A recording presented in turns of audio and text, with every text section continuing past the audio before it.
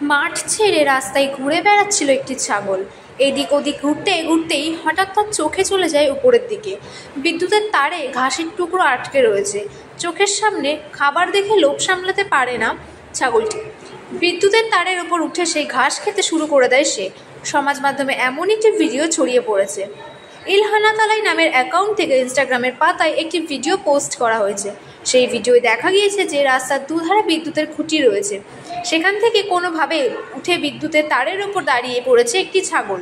ভারসাম্য বজায় রেখে স্থির দাঁড়িয়ে রয়েছে সে। তারের ওপর ঘাস আটকে রয়েছে, তার লোভেই সেখানে উঠে পড়েছে ছাগলটি।